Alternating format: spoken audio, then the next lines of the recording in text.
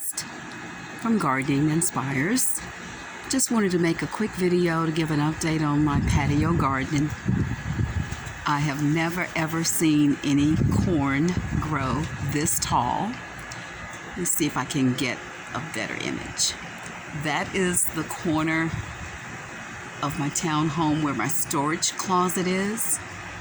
That's how tall the corn is. Let me span down so you can see. That is grown in a container, as you can see. That's over by the privacy fence. The fence height is actually 6 feet, and the corn is growing probably 2 feet above the privacy fence. And I do have ears of corn already. Surprisingly, I didn't know if I would have some, but nothing beats a failure but a try, as my grandfather used to say. And these are the sugar babies. They're still growing. Look beautiful. I'll show you that. That one. And let's see what else. These are the Minnesota midgets. They are still growing. Doing really great. Lots of blooms. Little baby Minnesota midgets, which is a little cantaloupe. It only gets about 4 to 6 inches in diameter. They're supposed to be very sweet. I will see. Hopefully that will hold to be true. And again, the corn. So tall. Everything is still growing. Lovely. Lovely. There are the German Johnsons. Let me just go in real close so you can see how big those tomatoes are. These are the marigolds that I started from seed myself. And strawberries, cherry tomatoes, more strawberries. That inside is a little African blue basil plant. It really smells like Thai basil, but I don't know if Thai basil has beautiful blooms that smells quite this fragrant. More cucumbers that I set out there.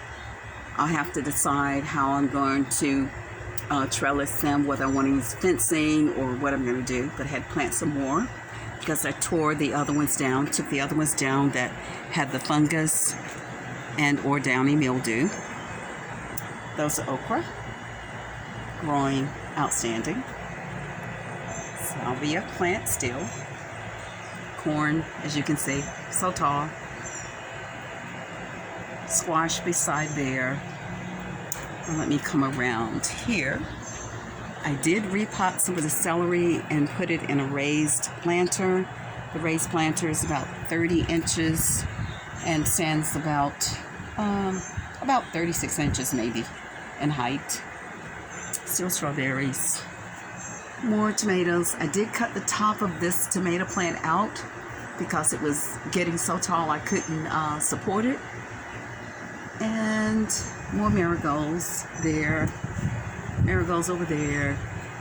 Those cucumbers are planted in the ground. They're doing a little bit better. There's some more corn in the ground. Oh, there's a bee. Let's see if I can zoom in so you can see. Oh, I missed him. He's going on about his business. Okay, here he is. He's on. Let me see if I can get it for you so you can see. Do you see the huge bee doing his job? Oh my, he is absolutely huge. Good grief.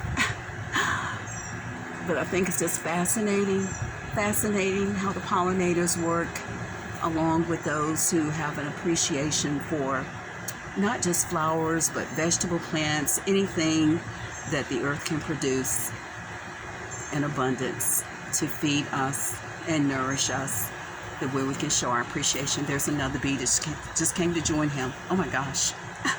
Unbelievable. Oh wow. Okay, hopefully you can see. Can you see? I think so. Okay, it's 2 of them there, just working. But this is my garden, and I come out every day in the morning before I go to work, when I come home for lunch, and when I get off from work. This is where I come. And Those are the marigolds that are so tall. So tall. There's a little bird, a little sparrow, running across the fence. You might be able to see him. He just flew away. There he is at the top. Probably looking for insects or maybe worms. But these are the marigolds. I've never grown any marigolds this tall, which I've never planted any from seed. These were started from seed by me, myself. And most of the things in my garden were started from seed, except the cherry tomato plants. I got those seedlings, small plants from my brother, who's also a gardener, farmer, if you will. But this is the extent of my garden for right now. Gardening Inspires, signing off. Happy gardening.